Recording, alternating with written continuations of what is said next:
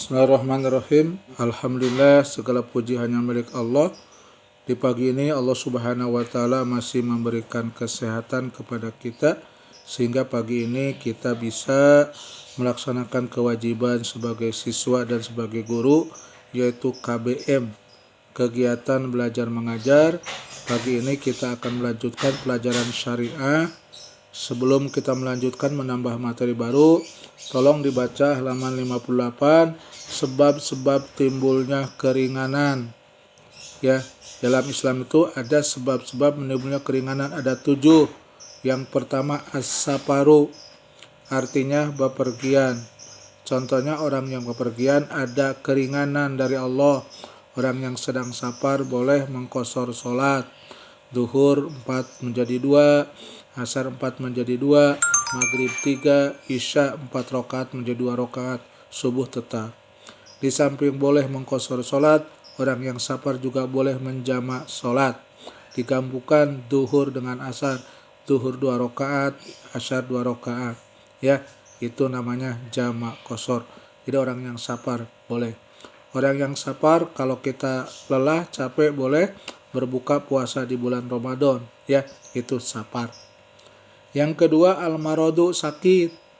Jadi yaitu sebabnya kita keringan dari Allah karena sakit.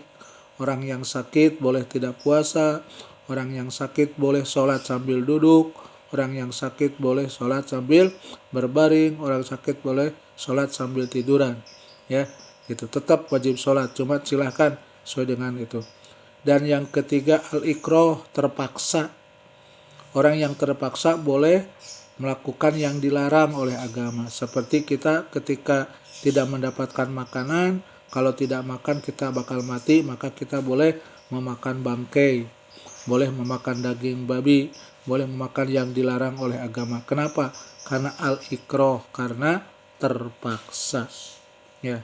Yang ketiga, yang keempat an-nisyan, lupa. Jadi kalau kita lupa sholatlah ketika ingat. Kalau kita Ramadan, sedang saum Ramadan, perasaan belum sarapan jam 8 karena lupa, boleh lanjutkan puasanya, ya. Bagi yang sholat duhur mestinya 4 rakaat baru 3 rakaat, ya, dilanjutkan. Kemudian ya ditambah, kemudian sujud sahwi kalau kita lupa. Yang kelima al-jahlu, kebodohan. Ya, jadi kalau kita bodoh itu dimaafkan oleh Allah. Contoh, kita tidak tahu bahwa itu adalah haram, tapi kita dilaksanakan, ya. Itu namanya al-jahlu. Dan yang keenam an-naqsu, ketidakmampuan, ya.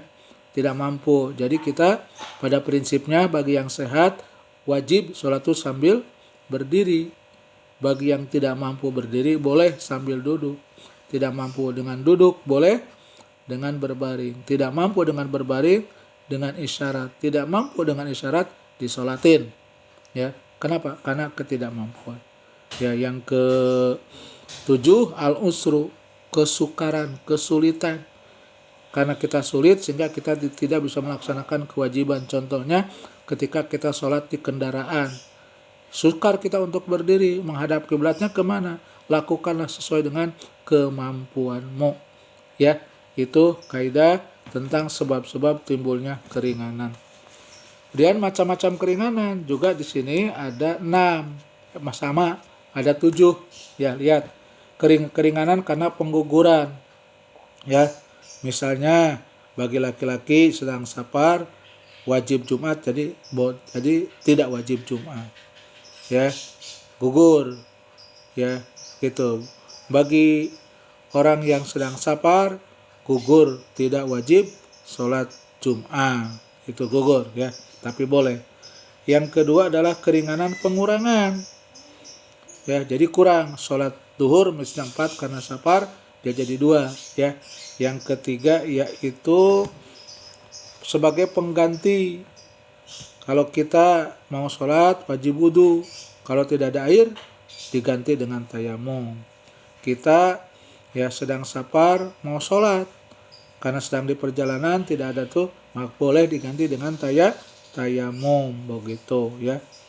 Terus keringanan mendahulukan. Seperti sholat asar ditarik ke zuhur, itu ya mendahulukan. Sholat isya ditarik ke maghrib, itu mendahulukan. Dan yang kelima, mengakhirkan, keringanan mengakhirkan. Sholat zuhur ditarik ke asar, ya asar 2 rakaat, yaitu zuhur 2 rakaat, itu diakhirkan.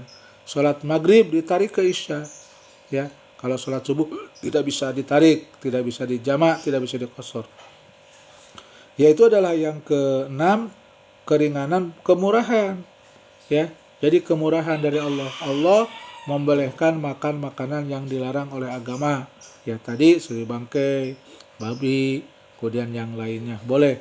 Dan yang ketujuh, keringanan perubahan, ya seperti aturan-aturan ketika sholat dalam berperang. Sholat dalam berperang, jadi kalau kita idealnya sholat kan berdiri, ruku, sujud. Maka kalau kita sedang berperang tetap sholat dilaksanakan, tapi berubah.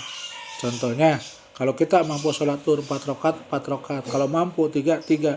Kalau mampu 2, 2. Kalau mampu 1 rakaat. Boleh, ya berubah. Dan posisinya juga kalau ketika sujud, kita sedang menghadapi musuh, maka tidak harus sujud ke tanah. Cukup dengan isyarat saja. Kenapa? Itu ada perubahan. Itu ya evaluasi 2 pekan yang lalu tentang yaitu sebab-sebab timbulnya keringanan dalam agama. Mudah-mudahan kalian ya kelas 8 ini bisa menyimak dengan baik, ya dibaca diulang-ulang sampai paham dan hafal. Baik, kita lanjutkan ke halaman 60. Ya, bahan ajarnya tentang kemadorotan. Apa? Kemadorotan. Contoh di sini sumber kaidah di dalam Al-Qur'an surah Al-Qasas ayat 77. Sumber kaidahnya Allah berfirman, A'udzubillahi minasyaitonirrajim. Innallaha sesungguhnya